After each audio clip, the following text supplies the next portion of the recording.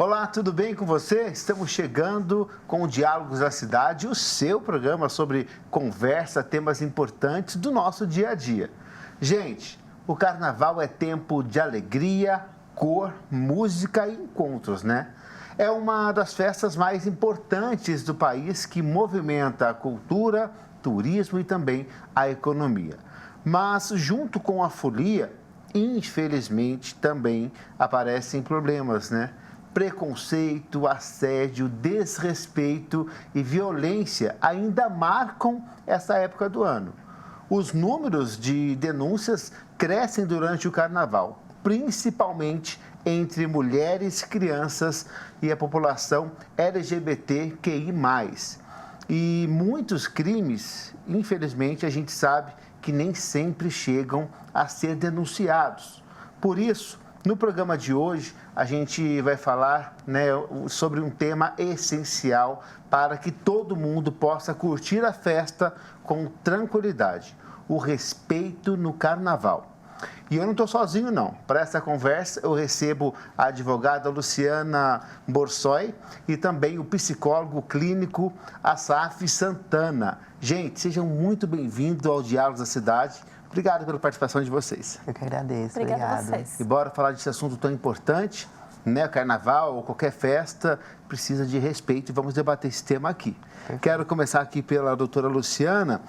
Quando a lei, né, em assédio, a lei fala em assédio, qual é a linha clara, né, entre uma abordagem que é concedida, né, pela pessoa e uma conduta criminosa, no caso, no carnaval? Certo. Oi, Rafa. Então, é importante a gente fazer essa diferenciação. Você falou de assédio no carnaval, né? Assédio, na verdade, ele é um termo técnico, né, que a gente usa para se referir a uma espécie de crime. Popularmente, a gente chama de assédio todas aquelas condutas com conotação sexual não consentida durante, como você mencionou, carnaval e outros eventos públicos. Mas o assédio, na lei, ele é um outro crime completamente diferente. Quando a gente fala de carnaval, essas condutas, né, de conotação sexual não consentida, a gente chama tecnicamente de importunação sexual. A importunação sexual, como o próprio nome já diz, é justamente isso, aquela conduta inoportuna, aquilo que a mulher ou a pessoa que está sendo, né, vitimada por essa conduta não consentiu. Então, o autor, ele se aproxima, né, daquela vítima e pratica alguma conduta com conotação sexual na qual a vítima não está concordando. Então, é aquele beijo roubado, aquela encostada, sabe, que traz um desconforto, às vezes até mesmo nessas questões de festas, né, em que tem muita aglomeração de pessoas, aquela encostadinha da mão no local íntimo, né? Então, isso é a importunação sexual. É importante fazer essa diferenciação. Sim, as pessoas conhecem, né, popularmente por assédio, mas é importante a senhora esclarecer isso também, o nome correto dessa questão. Asaf, por que culturalmente falando, né, em carnaval, ainda é visto por algumas pessoas como um momento em que os limites deixam de existir? Bom, Rafa, eu acho que é importante pensar, né, que nem tudo no carnaval está tão liberado assim, né? O carnaval, ele precisa ser divertido, precisa ser legal, mas quando acontecem esses casos de assédio, de importunação, ou até mesmo a pessoa ficar insistindo, né, porque isso já é uma importunação também, isso deixa de ser interessante, isso deixa de ser legal. O carnaval, ele não precisa ter medo, né? Ele tem que ser uma coisa legal para a família, para as pessoas que estão ali curtindo, né? Então, isso acontece justamente por conta de uma construção social, por conta do machismo, por conta das questões relacionadas à imagem da mulher, né? Então, a gente pode perceber aí que a gente precisa desmitificar tudo isso, desconstruir algumas coisas que estão tão fixadas na sociedade, né? Algumas coisas que estão tão ali dentro que a gente precisa ressignificar de alguma forma. Com certeza, com certeza. Luciana, o ambiente de festa, né, costuma ser usado como uma justificativa, né, do ponto de vista legal. Essa desculpa tem algum peso? Do ponto de vista legal, não tem nenhum peso, né? A gente sabe, como o próprio Asaf falou, existe uma construção social de que determinadas condutas permitem com que o agressor pratique aquele crime, né? A gente vive num país que estruturalmente ainda tem uma cultura machista, patriarcal, então o agressor geralmente ele usa essa desculpa, mas ela estava com uma roupa curta, ela estava dançando de forma sensual, então... Ela estava dando em cima, né? Ela estava permitindo, ela estava me provocando, né? E aí eles se aproximam com essa desculpa, dizendo que a vítima deu aquela abertura, mas do ponto de vista legal isso não é válido, tá? Do ponto de vista legal, só há a aceitação quando claramente a mulher, né? Estamos falando aqui da mulher, a mulher permitiu isso de forma expressa, né? Se ela não permitiu de forma expressa aquela conduta, aquela aproximação, aquele beijo, estaremos diante de um crime. Pode ser importunação sexual, quando a gente trata de condutas um pouco mais leves, se é que a gente pode dizer assim, né? Podendo chegar até mesmo ao estupro, né? Uma violência sexual, né? Exatamente. Com certeza. E nesse ambiente de festa, Azaf, o álcool costuma reduzir, né, o controle e do comportamento, ou eles apenas revelam as atitudes que já existem? Né? Bom, eu acho que essa é uma pergunta muito válida, porque eu acredito que é um pouquinho dos dois. Né? O álcool, ele sim, vai ter um agir ali no cérebro, nas questões de impulso, nas questões de memória, nas questões cognitivas, nas funções cognitivas, que vai fazer com que a pessoa fique mais... saidinha, vamos assim dizer, né? Vai ficar mais sem um senso moral, né? Sem um senso ético. Então, sim, o álcool ele vai aumentar essa probabilidade, mas também a gente pode pensar que isso é inapto ao ser humano, né? Por conta dessas construções sociais. Então, o fato, né, dela estar vestindo uma roupa mais curta, a pessoa achar que pode, né, dar em cima, algo do tipo, tudo isso também é uma coisa muito social, muito construída por conta da nossa sociedade. Mas o álcool, ele impulsiona, sim, todas essas justificativas, entre aspas, né? Que não são justificativas, mas que, de algum modo, as pessoas usam isso como uma defesa. Ah, eu estava embriagado, mas você também estava, né, fazendo uma violência, você estava sendo o autor de uma violência. E até complementando... Pelo outro viés, né, na outra linha dessa questão, se a vítima ela está embriagada, a gente pode ter até uma agravante, até uma mudança da qualificação do crime, né? Sim. Porque se a vítima, naquele momento, estava embriagada e essa embriaguez impediu com que ela se expressasse de forma... Verbalizasse, né? E até mesmo se expressasse da forma como ela faria, se estivesse em pleno uso ali das faculdades mentais dela, e o agressor se aproveitou desse momento de vulnerabilidade dela para praticar o ato, a gente vai ter um outro crime. A gente está falando de um estupro de uma pessoa em estado de vulnerabilidade, né? Muda toda a situação. Muda e agrava ainda mais. Com certeza. Sim. Olha só, Luciana, a lei, né, 14.847, que fortalece a proteção às mulheres. Na prática, o que muda para a vítima, né, no momento em que ela decide pedir ajuda? Essa lei ela é importante porque ela trouxe para a mulher a segurança de que quando ela vai ser atendida, né, num hospital, numa unidade de saúde, ela tenha aquele direito de ser atendida de forma reservada. Porque o que acontece? É um crime que, para além das questões, né, legais, que tem todas as implicâncias legais, para a mulher que passou, para a pessoa, né, que passou por aquele crime, ainda tem um agravante, porque é a questão psicológica, abala demais. E a pessoa, por vezes, se sente envergonhada de levar isso. Eu vou ter que chegar lá, vou ter que falar para um médico, para um enfermeiro, né, que eu passei por isso, que eu fui estuprada, que eu, né, tive uma relação sexual não consentida. Isso traz um constrangimento. E sabe o que acontece também por vezes? A mulher ela tem que repetir aquela violência várias vezes e isso acaba revitimizando ela. Isso acaba marcando de novo porque ela chega, fala pessoa, para o médico, né? Fala para a polícia. Ela fala no primeiro atendimento para a enfermeira que está fazendo a triagem, medindo pressão, daí a enfermeira encaminha para o médico, chega no médico, ela tem que repetir toda a história de novo. Depois, se for para a delegacia fazer um boletim de ocorrência mais uma vez. Então, essa lei é importante porque ela traz para a mulher, no primeiro atendimento no hospital, né, seja público, seja privado, conveniado, o direito de ser reservada e aquela conversa, ela tem que ser relatada. E isso é uma coisa que a gente já, né, fala há bastante tempo, que esse atendimento tem que ser em rede. Aquele primeiro depoimento, aquela primeira versão que a mulher apresentou, vai ser usada dali para frente em rede. Ela não vai precisar ficar reafirmando tudo aquilo, sofrendo, né, revivendo tudo aquilo. Então, por isso que é importante. Azaf, o assédio repetido, né, ele pode gerar marcas mas que vão além do momento da festa, né? E que impacto isso traz na saúde emocional da pessoa, da vítima? Com certeza. A doutora estava falando sobre essa questão de ficar revivendo, de ficar falando. A gente pode falar que pessoas com estresse pós-traumático, por exemplo, elas lembram mais por repetir isso pós a violência. Então, quando a gente está falando sobre os aspectos psicológicos aí, depois de um assédio, depois de sofrer uma violência, essa pessoa ela vai estar traumatizada. Ela passou por um momento de muito medo, né, de muita ansiedade, de muita preocupação. Isso pode trazer o desenvolvimento de estados depressivos, estados ansiosos, né, e também questões em conflitos de relacionamento, por exemplo. Uma pessoa que não consegue se relacionar afetivamente com outra, até mesmo trazer consequências físicas como disfunções sexuais, até mesmo transtornos psicológicos.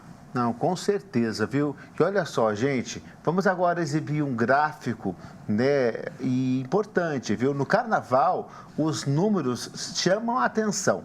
50% das mulheres no Brasil já sofreram assédio sexual, né, durante uma festa. 73% dizem ter medo de passar por essa situação pela primeira vez ou novamente, né?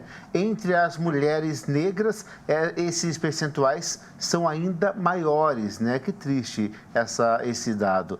Essas informações mostram que o assédio ainda é uma realidade e que o respeito precisa fazer parte do carnaval ou em qualquer lugar, qualquer que seja a festa, né, gente? Olha só que dado importante, né? Essas 50% das mulheres já foram vítimas de assédio sexual durante o carnaval.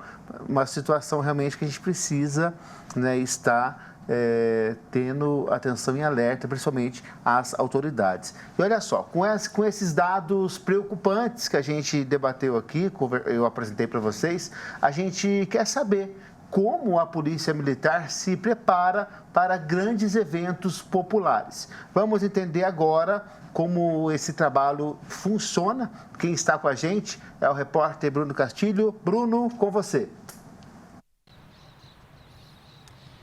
Pois é, Rafael, finalzinho aí de carnaval, mas ainda muita gente quer aproveitar a folia, enfim, se divertir.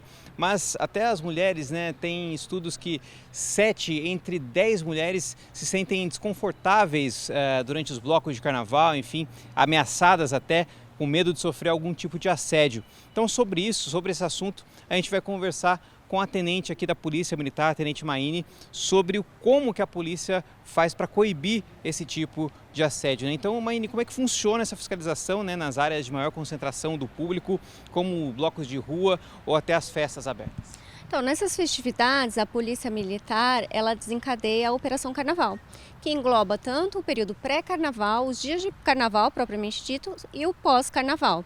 Então, há um reforço expressivo do policiamento, onde todo efetivo é empregado nos shows, nos eventos, nos blocos, aqui na área do 1º Batalhão de Polícia Militar do Interior, nas cidades de São José dos Campos, São Francisco Xavier, Monteiro Lobato. E em relação à segurança da mulher, nós reforçamos as orientações para que ela possa aproveitar com mais tranquilidade e também saiba identificar quando está na iminência de uma situação de risco. E quais são as principais preocupações, né, da PM quanto à proteção especificamente da mulher aqui nessas festas em São José? Então, a mulher é importante que ela saiba identificar ali alguma situação de risco que ela esteja sofrendo, na iminência de sofrer algum crime. Então, casos como, por exemplo, importunação sexual, assédio, se sentir desconfortável em alguma situação, já basta. Ou também ali algum tipo de violência, seja psicológica, seja física. E ela identificando, ela tente sair imediatamente daquele ambiente inseguro, acione emergencialmente a Polícia Militar através do 190 ou diretamente uma equipe policial que esteja no local, para que a gente possa fazer esse acolhimento e também efetuar a prisão do criminoso. Então, é importante ressaltar, né, e até reforçar que a mulher deve procurar em algum momento algum policial mais perto, né, ou se não encontrar, tentar se desvencilhar dessa multidão e aí acionar pelo celular ou, enfim, de alguma outra maneira, o 190. Exato. Quanto mais rápido ela consiga fazer esse acionamento, né, emergencial, mais rápido a gente consegue atuar de maneira mais assertiva para coibir. E é importante também que ela siga algumas dicas para que essa segurança dela seja maximizada, como, por exemplo, estar ali no carnaval sempre acompanhada de pessoas conhecidas, familiares, amigos, evitar transitar em locais ermos, afastados do local do evento. Então também nessa aproximação, conversa, conhecer pessoas, ela ter muita cautela e não pegar carona com desconhecidos e, sobretudo, não aceitar bebida, alimento de pessoas estranhas. E essas dicas não só para as mulheres, mas também para o público em geral, né, para que todo mundo possa se divertir com segurança, né, e voltar para suas casas aí com segurança também. Isso, a Polícia Militar, ela reforça a todos os cidadãos que vão aproveitar essas festividades, que aproveitem com responsabilidade, moderação e, em caso de emergência, acione a Polícia Militar através de 190 ou de uma equipe policial no local. Muito obrigado pelas dicas, Tenente Maíra. Então fica aí para você que vai curtir esse restinho, né, de carnaval, pós-carnaval, enfim, até o final de fevereiro aí tem muita folia pela frente para quem gosta. Então fica as dicas aí da Tenente Maíra para que todo mundo possa curtir seu carnaval em paz e voltar para casa com segurança. Voltamos com você no estúdio, Rafael. Valeu, Bruno. Muito obrigado pela sua brilhante participação. Obrigado também à Tenente. Que bom que a polícia está a postas para resolver todas as situações. Anterior à participação do Bruno, doutora Luciana, a gente mostrou aqueles dados, né? Que mensagem precisa ainda ficar clara para quem ainda acha que assédio é exagerado ou é parte da festa, sabe? Uhum. Essa questão de que a mulher está exagerando quando ela está denunciando um assédio, uma importunação sexual, ainda faz parte dessa cultura, né, machista, de que o corpo da mulher pertence a todos menos a ela mesma, né? A gente tem aquela premissa que sempre é válido lembrar, não é não. Né? A partir do momento que a mulher mostrou que ela não tem interesse, que ela está desconfortável, o agressor, o homem, enfim, ele tem que interromper toda e qualquer investida, porque a partir do não, qualquer investida dele será criminosa. Então, exatamente. Essa é a mensagem importante. Exatamente, é o respeito. Não é não. Existem até ações em várias cidades, Sim. né? Campanhas, né? Com que esse não é não. Mulheres com apito, Exato. né? Uma Mulheres ajudando a com outra. apito, mulheres com tatuagem também Sim. ali para ajudar as mulheres que sofreram algum tipo de violência. Sim. É muito O legal. respeito é tudo, né? Asaf, quando dados como esses, né, aparecem, o que eles revelam sobre o impacto emocional que o carnaval tem para muitas mulheres, também a população em geral que já sofreu alguma coisa? Bom, quando a gente vê todos esses dados de assédio, né, a gente vê que o carnaval deveria ser uma festa para todo mundo, mas infelizmente não é uma festa democrática, né? Não é para todo mundo, porque se uma mulher está indo para a folia com medo de sofrer algum tipo de assédio, insegura por conta da roupa que ela está usando, né? Ela não pode ir naquele bloco por conta do horário, está muito tarde, ela está desacompanhada.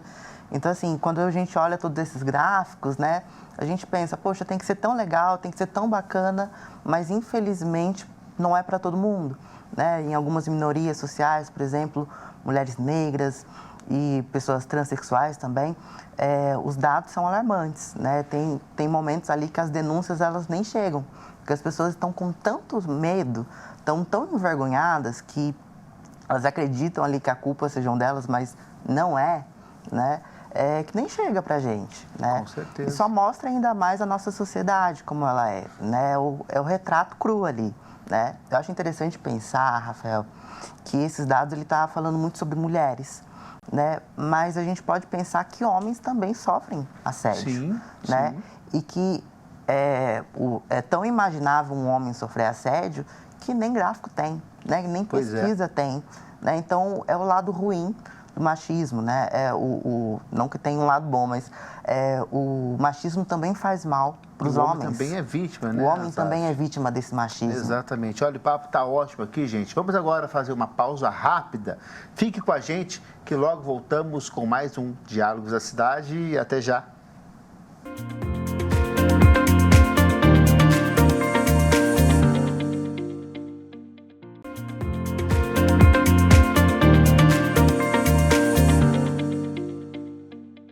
Já estamos de volta com o Diálogos da Cidade, hoje falando sobre o respeito no Carnaval, né? E em meio à folia, gente, às multidões e à agitação, crianças e adolescentes ficam mais vulneráveis a situações de perigo.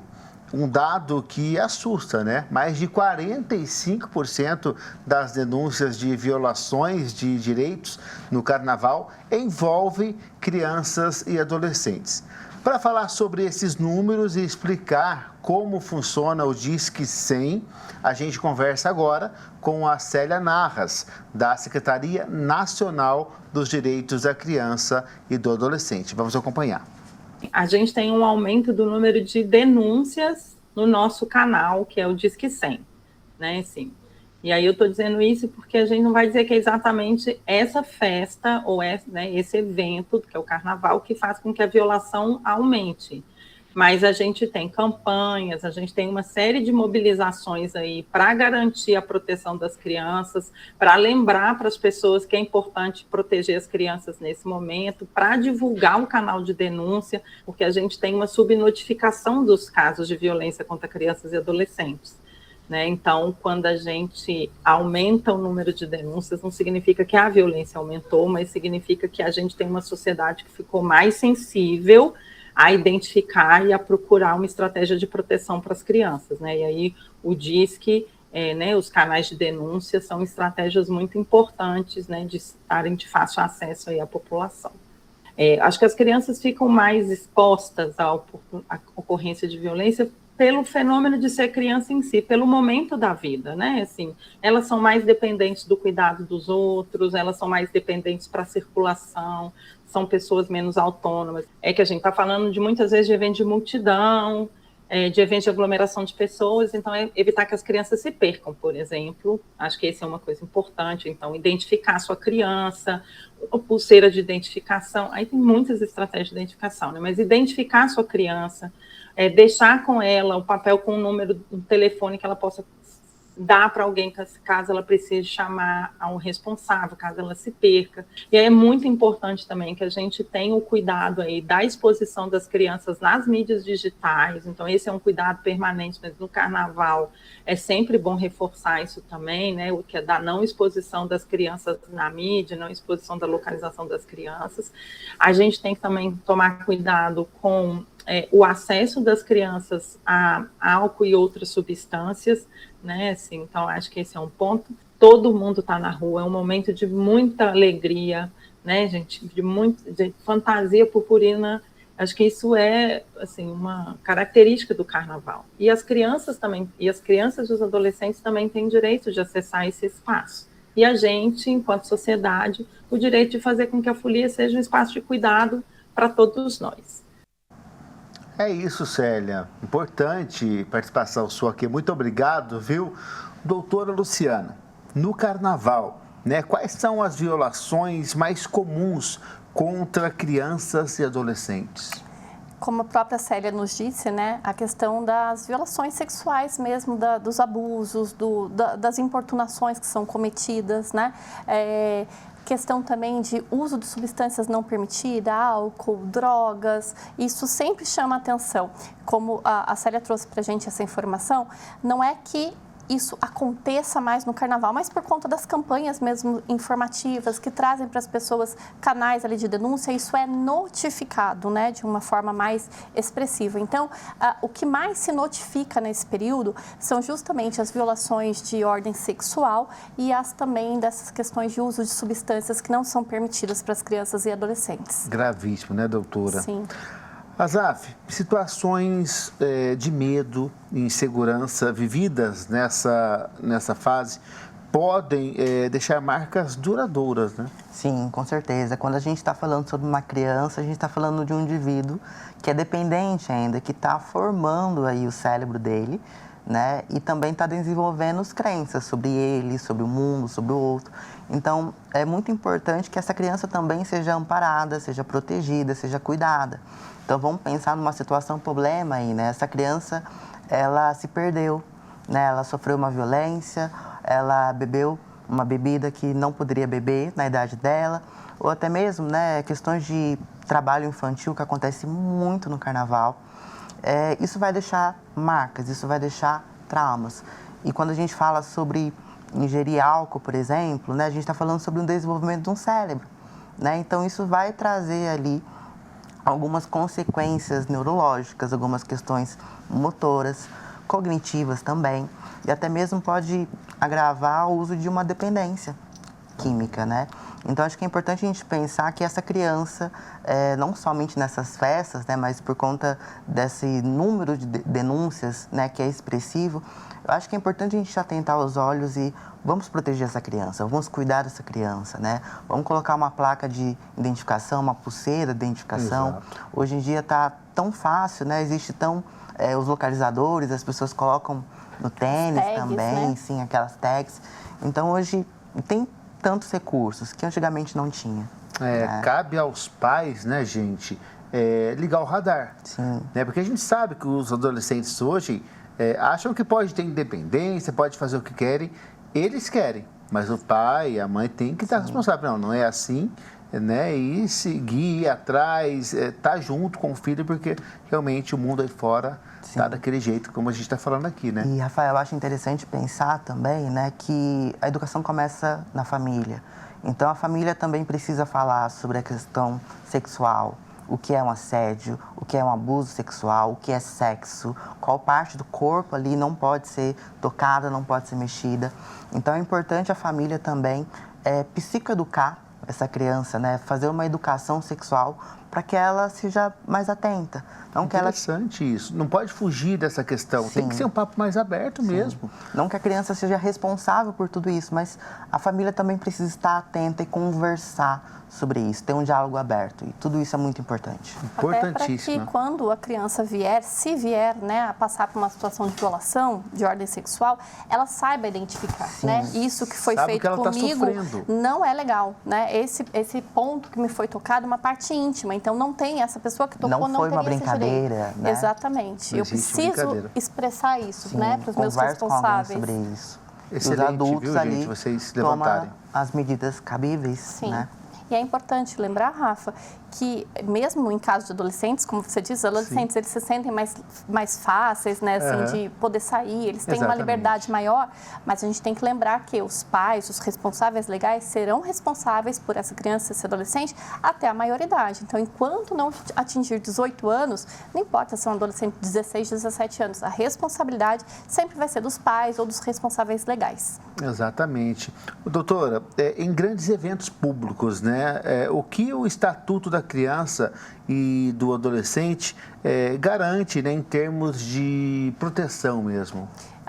O ECA, né, o Estatuto da Criança e do Adolescente, ele traz noções muito expressivas com relação à não permissão de crianças em eventos, né, de acordo com a faixa etária, desacompanhadas. Então, a gente tem eventos que eles já determinam qual é a faixa etária. Geralmente, nessa época de carnaval, tem os bailes de carnaval à noite, mas durante a tarde tem as matinês, né? Então, a matinê, ela é permitida para determinada faixa etária. O ECA que traz para a gente essa definição do que é permitido para cada faixa etária, o que não é permitido.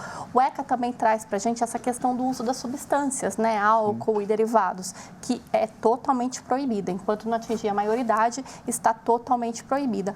E as garantias, né, das violações de ordem sexual e tudo mais, o ECA ele traz esse amparo e traz também para os pais aquela responsabilidade. Olha, o filho é seu, né, a criança, que o adolescente está sob sua responsabilidade, então tudo que acontecer, você vai ser o responsável. Você tem que olhar, você não pode deixar essa criança sozinha, você não pode deixar essa criança desacompanhada num local onde você sabe que ela não poderia estar, né? Com certeza. Então, essas definições são nos trazidas pelo ECA. E eu acho interessante também que tem blocos específicos para família, para criança, né? Então, tem lugar para todo mundo também, o respeito também para todo mundo. Exato, é importantíssimo a gente levantar essas questões, gente, né? E os conselheiros tutelares trabalham bastante nessa época, né? E até pouco, pela quantidade de festas que acontecem em ambientes abertos, realmente requer muita atenção. Asaf, quais impactos psicológicos a violência pode causar em crianças, mesmo quando não há uma agressão física, né? Um toque? a gente está falando aí sobre uma criança crescer com medo, né? A gente está falando sobre uma criança com mais propensão a ter ansiedade, a ter depressão, a ter qualquer tipo de transtorno psiquiátrico, até mesmo transtorno de personalidade, porque ela está desenvolvendo ainda a personalidade dela. São inúmeros, né, as consequências que eu posso falar em relação a essa fase tão sensível que é a infância, né? Por isso que é tão importante a gente cuidar, né? A criança, ela não é totalmente responsável por ela, ela não é autônoma. Então, sim, cabe aos pais cuidar dessa pessoa, cuidar desse indivíduo. Mas quando a gente pensa, assim, né, nas consequências psicológicas de um abuso sexual, é muito vasto e muito negativo também. É para toda a vida. É a triste realidade que a gente vive aqui no Brasil, né, gente? Doutora, quando uma criança sofre violência sexual, né, quem responde legalmente por isso? A gente já falou da participação dos pais aqui, mas aconteceu. Como é que é esse processo? A pessoa que praticou essa violência, ela vai responder criminalmente de acordo ali com a responsabilidade que ela teve, né? Então, aconteceu um determinado abuso, vai se verificar que tipo de crime foi cometido e essa pessoa irá responder. A gente até falava anteriormente a respeito das pessoas que estão em estado de vulnerabilidade por conta de uso de álcool. Quando a gente fala de crianças, né, e adolescentes com idade inferior a 14 anos, a gente já tem uma vulnerabilidade expressa ali, ela já é presumida. Né? Então, todo crime sexual, de ordem sexual, praticado por qualquer pessoa contra uma criança ou adolescente com idade inferior a 14 anos, ele já é considerado mais grave. A gente já tem uma violência ali presumida. Sim. Os pais, eles vão ser responsáveis por reportar às autoridades policiais e judiciário o que aconteceu e vai acompanhar essa criança nesse processo, né? Mas quem vai responder criminalmente é aquele que praticou a conduta, né, criminosa. Certo. Wazaf, a superexposição, né, a ambientes de festa pode ser prejudicial para o desenvolvimento infantil? Olha, eu acredito que a criança ela precisa sim se expor, né, nesse sentido de brincar, né, de socializar, mas é importante também a gente ter uma linha tênue, né? Existe um limite até a exposição, né? Existe um limite até onde uma criança ela pode se expor. Então, vamos evitar, né? Vamos pensar num bloco específico para a família, para a criança, um movimento mais tranquilo, né? Uma matinê, por exemplo, ou vamos sair num parque, vamos sair todo mundo junto. Realmente cuidar dessa criança, né? Entender que muitas vezes esse excesso de estímulo, ele pode sim causar consequências aí negativas na vida de uma criança que está em desenvolvimento. Certo. E, doutora, a criança está lá, né? Tem que estar sociável às pessoas, curtir com a família, mas ao presenciar uma situação de risco envolvendo uma criança, né? Qual deve ser a atitude imediata da pessoa que viu? Qualquer de nós, qualquer cidadão, os pais, enfim, qualquer pessoa que presencia uma violação de direito tem que ser imediatamente reportada à polícia, né? Nós vimos aí, a tenente disse anteriormente, entrar em contato com o canal 190 da Polícia Militar ou até mesmo equipe. Geralmente esses eventos, as polícias deslocam, né, um efetivo, uma equipe, para ficar ali de plantão justamente para receber esse tipo de denúncia de forma mais imediata. Então, procurar uma equipe que esteja ali, ou se não tiver, liga o 90, imediatamente. Todos nós, qualquer pessoa da sociedade, é responsável por reportar a autoridade policial quando verifica uma violação de direito, em especial quando essa violação atinge uma criança, um adolescente. Sim. É fazer barulho mesmo, né, gente? E existem outros canais de comunicação também, né? O Disque 100, o Conselho Tutelar. Né? Tudo isso é muito importante, a gente precisa reportar isso. Necessita, tem que ser de imediato. Olha só, no Carnaval de 2025 foram registradas 5.102 denúncias de violação dos direitos humanos, gente. Em 2.518 casos, as vítimas eram crianças. Olha só que revoltante isso, ou adolescentes. Isso representa 49,35% do total de denúncias, né? Os dados reforçam, mais uma vez, a importância de proteger as nossas crianças e adolescentes durante a folia, como nós já falamos aqui, né, gente? Olha só para vocês verem que situação, né? 5.102 denúncias de violações, né, de pessoas em 2025 e 2.518 crianças e adolescentes. É um número assustador, doutora Yazaf, não é? Quase metade, né? E isso, Rafa, a gente está falando somente daquelas denúncias que foram efetivadas, que foram feitas. Mas que não foram. E as subnotificadas. Porque a gente sabe que muitas não são. Exatamente. Sim. Muitas denúncias não chegam, muitos casos de violação não chegam a ser reportadas, né? Por isso é importante essas campanhas de conscientização, porque trazem visibilidade a esse problema e trazem encorajamento para todos nós da sociedade possamos reportar isso. É entender também que ninguém está sozinho e ninguém precisa passar por isso sozinho, né? Precisa passar por isso, exatamente. Tem que ter a mente bem aberta. Azaf, quando uma criança faz parte dessa estatística, né, quais as consequências emocionais esse tipo de violência pode deixar? Né? Passou por isso, ela vai ficar com trauma do carnaval, de festa, se aconteceu isso em um ambiente como esse? Eu acho que se a gente não cuidar dessa criança, né, fazer ali os acompanhamentos, fazer ali um acompanhamento com um psicólogo, né, na rede pública mesmo existe essa possibilidade, inclusive em sigilo. Então, aconteceu isso, vamos cuidar dessa criança, vamos entender um pouquinho, vamos cuidar dela, né, para que ela não leve essas marcas aí para essa vida adulta, né, para que ela não tenha tantos traumas assim na vida adulta, que ela não tenha dificuldade de se relacionar, né, que ela não tenha dificuldade de lidar com o carnaval ou rememorizar, né, o trauma que foi vivido. Então, aconteceu, né, infelizmente aconteceu, vamos cuidar dessa criança, vamos desconstruir, vamos ressignificar de novo o carnaval para ela, vamos cuidar dela para que ela seja um adulto muito mais saudável. Exatamente. Olha, o papo está ótimo, a gente vai para mais um intervalo, daqui a pouquinho a gente volta. Você de casa, não sai daí, a gente volta já.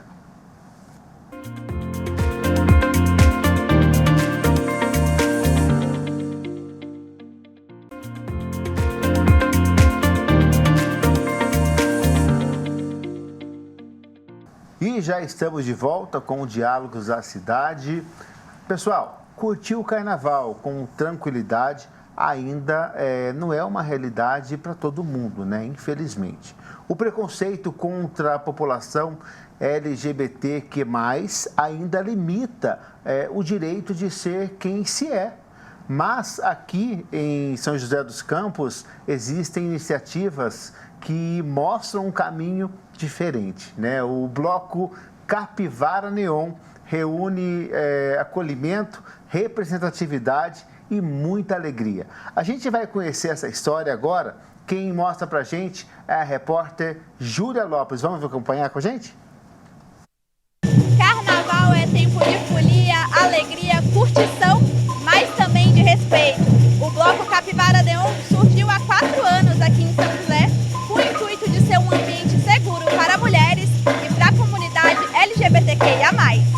Capivara Neon, ele surge da Batucada Resistência, que é a batucada que está em todos os protestos por pautas de direitos humanos aqui em São José. Então a galera ia para a rua nos protestos, levava instrumento, queria aprender a tocar e não sabia onde. E a gente começou a dar oficinas gratuitas, abertas. Isso começa lá na pandemia, em 2021. Então a gente fazia oficinas aqui no Parque da Cidade, com a galera de máscara, álcool em gel, distanciamento social. E aí o sonho, né, era conseguir sair no carnaval. E aí não teve carnaval nos primeiros anos ali da Batucada Resistência. Primeiro carnaval pós-pandemia, que foi 2023, a gente finalmente estreia como bloco de carnaval. Ao som da batucada, o Bloco Capivara Neon reúne pessoas de comunidades, famílias, crianças, pessoas com deficiência, tem espaço para todo mundo.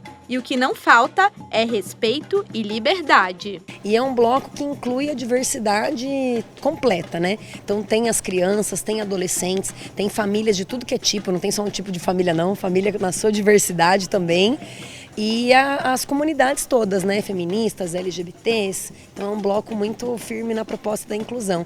Temos pessoas com dificuldade de acessibilidade, baixa visão, cadeirantes. Apaixonado pelo carnaval, Kaique uniu esse amor com uma meta de ano novo: e decidiu aprender a tocar agogô nas oficinas do Capivara Neon. Eu conheci o Capivara no ano passado, conforme a Jacareí e São José foram abrindo espaço para esses blocos que são agentes culturais a estarem presentes nas ruas. Então eu optei por participar, para conhecer muita família e todo mundo se expressando da forma que acha que tem que se expressar e tudo sendo muito aceito e apoiado. E aí o Capivara, por ser um bloco, ele não para nunca, todo ano é ativo, ele é um agente cultural da nossa cidade, então eu participei das oficinas, me engajei no bloco, o bloco abriu essa porta para mim, essa oportunidade, e aí hoje eu sou integrante do grupo. Antes de conhecer o bloco, Kaique tinha que ir para São Paulo pular carnaval, já que não encontrava blocos LGBTs na cidade. Foi aqui, em meio à batucada, que ele sentiu a diferença de estar em um ambiente que pode ser quem é, sem preconceitos. Eu frequentava mais porque São Paulo, por ser uma capital, muita mais gente, então você tem uma diferença, uma pluralidade de pessoas, né, muito maior do que a gente tem numa cidade como a nossa aqui do Vale, que é comparado bem menor. E então eu sentia um pouco mais confortável porque eu me via em outras pessoas, né? Então eu via outros gays se expressando, via colocando glitter no rosto, customizando camisa e do jeito fantasia que vinha na cabeça você coloca na rua. E aí quando eu vi essa atmosfera aqui, para mim foi muito legal, porque eu não precisei mais viajar tão longe assim e poder estar na minha cidade e poder ser quem eu sou. E as mulheres também sentem na pele a importância de um bloco que promove respeito e segurança a todas. No Brasil, metade do público feminino já foi vítima de assédio sexual durante o carnaval e 73% delas têm receio de passar por essa situação, segundo um levantamento do Instituto Locomotiva. E em um bloco que valoriza as mulheres e reforça que a roupa usada no carnaval não é um convite para assédio, Amanda e outras mulheres que fazem parte do Capivara Neon se sentem mais seguras e respeitadas aqui. No carnaval tem também aqueles folgados, né, que acha que pode ir pra rua, passar a mão nas minas, mas assim, isso tá morto e enterrado, gente, acabou. O corpo é da mulher, meu corpo, minhas regras. E se você foi vítima ou conhece alguém que sofreu crime de LGBTfobia, o primeiro passo é denunciar. Procure a delegacia mais próxima e faça um boletim de ocorrência ou uma representação no Ministério Público. Já as mulheres vítimas de violência podem procurar a Delegacia de Defesa da Mulher, que fica aberta 24 horas. A mensagem é clara: não é não. Respeito é bom e todo mundo merece, seja no Carnaval, na Quarta-feira de Cinzas e durante o ano todo.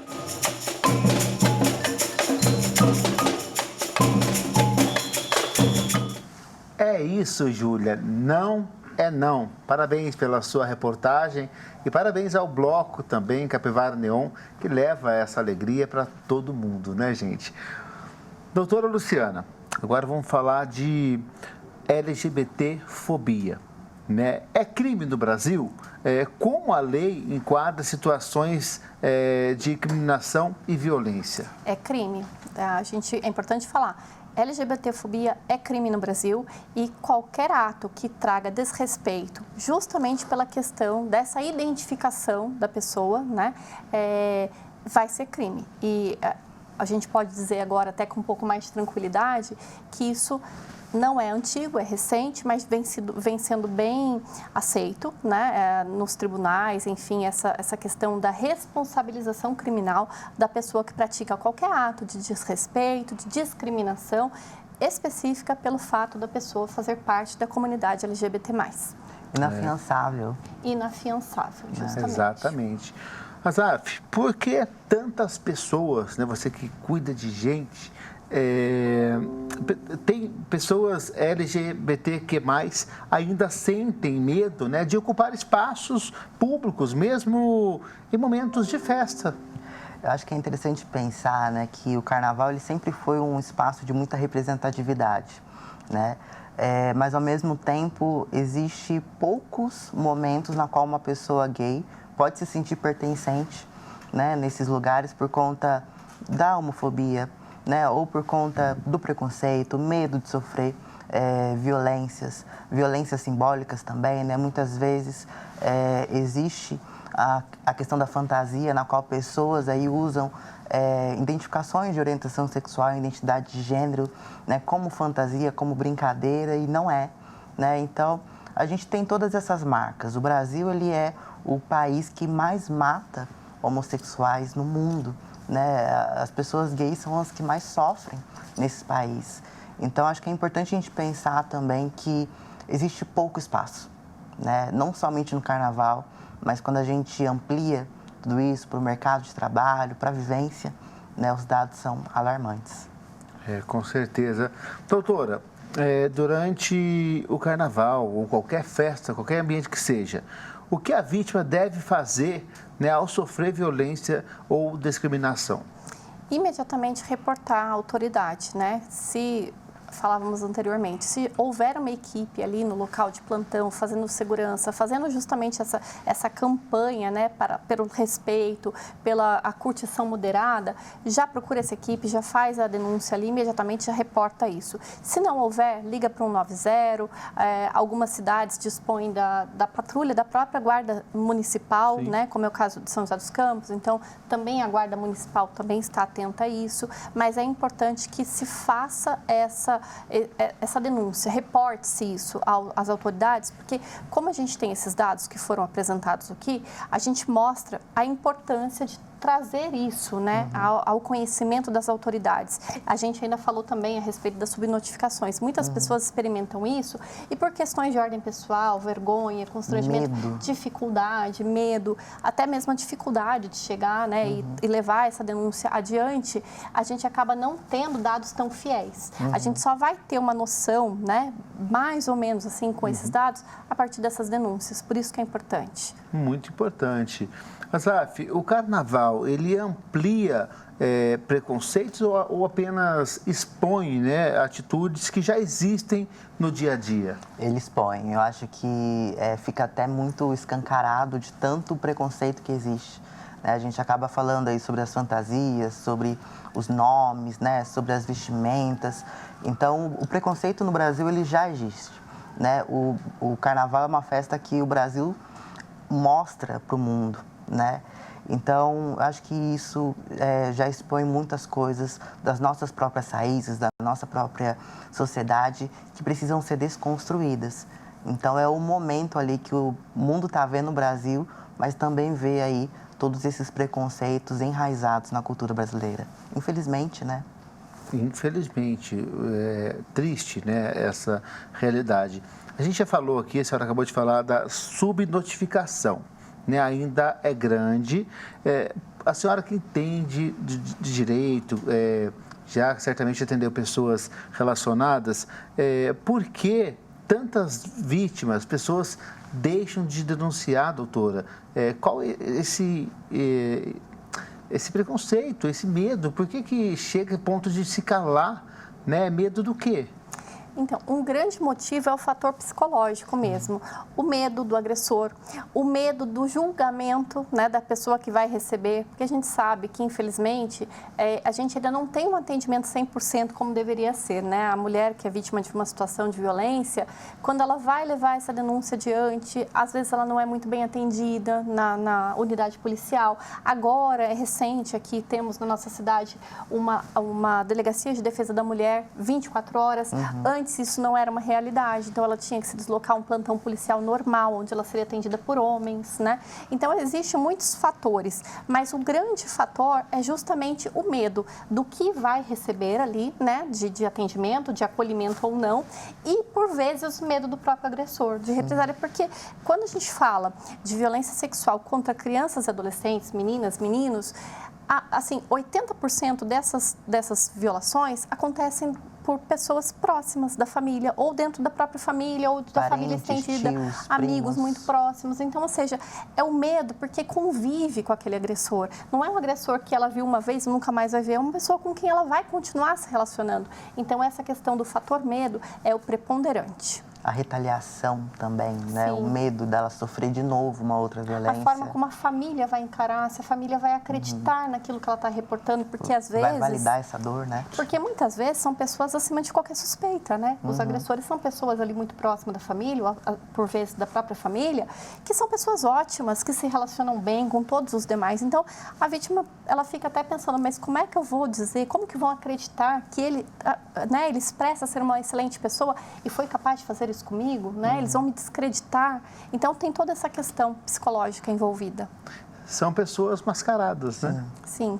Infelizmente, e às vezes convive dentro do ambiente familiar. Exatamente. É um parente, né? Exatamente. Que triste essa situação. Azaf, como a violência simbólica, né, como xingamento e olhares hostis, afeta a saúde mental? Bom, eu acho que é importante a gente pensar que pessoas da comunidade gay, elas estão muito mais propensas a sentirem ansiedade, depressão, até mesmo maior índice de suicídio, né? Então, acho que é importante a gente pensar como que todas essas brincadeiras, né, que as pessoas falam, né, entre aspas, claro, elas afetam negativamente uma pessoa que está passando por um momento ali de saída do armário, de ressignificação da sexualidade, descobrimento interno, está vencendo ali também a homofobia internalizada, né, que é a homofobia que acontece dentro da própria pessoa que é gay. Então, como que isso é sensível, né? Como que isso vai trazer, né, consequências psicológicas muito graves que vão ser tratadas ali pro resto da vida, né? Por conta dessa sociedade mesmo que a gente vive. Triste realidade, gente. E tem a questão também da pessoa sofrer violência sem saber que está sofrendo. Sim. Como a gente falou aqui, no caso de crianças, cabe aos pais orientar, ter um papo real com a criança, adolescente principalmente, né? A criança tem que ter um cuidado para estar falando, tem recurso, né? Recurso, mas precisa ser falado, né? Mas existem, né, adultos também, mulheres ou adolescentes que às vezes foi assediada, né, e não sabe que foi, né? Eu jogo esse debate para vocês aí, como a pessoa pode saber, né, que ponto ela fala, opa, isso não está certo? Eu penso assim, né, o Azaf tem muito mais propriedade para falar do que eu, mas eu sempre, quando eu atendo pessoas nessa situação, eu sempre coloco para a pessoa, você se sentiu confortável com determinada conduta, né, do seu companheiro, do seu namorado? Como que você se sentiu naquela situação? Exato. Você estava confortável? Você estava consciente? Exato. Se você sentiu que não estava legal, né, não era aquilo que você queria naquele momento, gerou um certo desconforto, a gente já pode estar pensando numa situação de abuso, né? Porque se gerou desconforto é porque a pessoa não estava consentindo com aquela conduta. Né? Exatamente. Então, eu sempre procuro desse jeito, de trazer para a pessoa essa noção de que se gerou desconforto é porque ela não estava, né, querendo, ela não estava tão disposta a praticar aquela...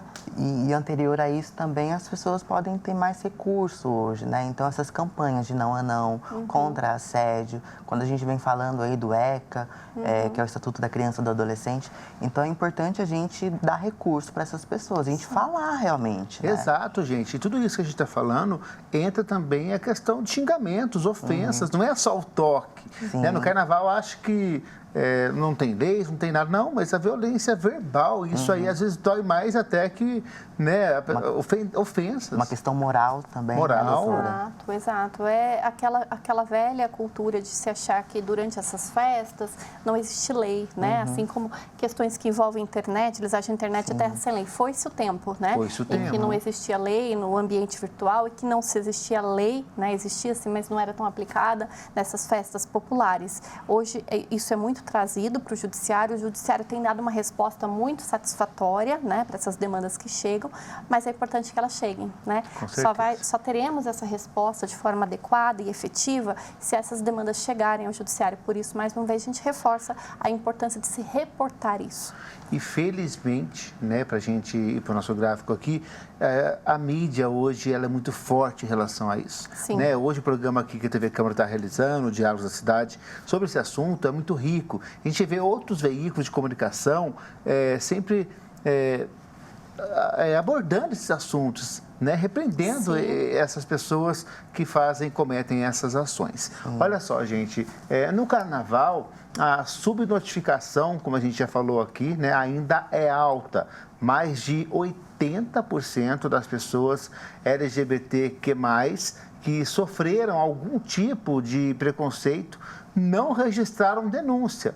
O dado é da pesquisa mais recente sobre o tema e mostra que muitos casos ainda ficam invisíveis. Os números reforçam a importância, né, de informar, acolher e incentivar a denúncia aqui. Foi o que a gente falou, né? As mídias estão incentivando, né? E quando a gente vê esses dados, doutor, 80% das vítimas, né, que não denunciam. Isso revela, né, sobre várias questões, né? Sim, é lamentável, né? A gente vê esse dado e a gente sente uma tristeza profunda de saber que as pessoas sequer tentaram, né? E traz pra gente também uma normalização dessas violências, né? As pessoas estão tão acostumadas com determinadas condutas que acabam normalizando. E a gente não pode normalizar, a gente precisa responsabilizar, né? As pessoas que praticam condutas que não são de acordo, que são contrárias ao que a lei determina, elas precisam ser responsabilizadas. Porque somente com a responsabilização desses agressores, desses, né, criminosos, podemos dizer assim, é que nós teremos uma mudança até mesmo das pessoas que são vítimas, né? Elas entendem que eu posso sim denunciar, eu devo denunciar, porque aquele criminoso ele vai ser de fato responsabilizado. Isso evita que mais assédio aconteça também. Sim, com Exatamente. Luciana, Azaf, eu quero muito agradecer a participação de vocês aqui. Muito obrigado por estarem com a gente nesse assunto tão importante. Eu agradeço, né, a participação, agradeço o convite e estamos sempre à disposição. Muito obrigado, Rafael. Grande dia estar aqui com você. Muito obrigado. É isso mesmo, valeu demais pela participação de vocês, viu? E a você que nos acompanhou, né, o nosso muito obrigado. E olha, respeito não é só no carnaval não, viu? Ele precisa estar presente em todos os momentos, todos os dias, né? Nas relações, nas escolhas e também nas atitudes. E olha, vamos reforçar aqui, denuncie. Disque 100 190, é importante você estar atento, né? Seja na festa, no trabalho, na rua ou em casa. Respeitar o outro é o que torna a convivência mais justa e segura. O Diálogos da Cidade de hoje vai ficando por aqui. Obrigado pela sua companhia. Um forte abraço. Tchau.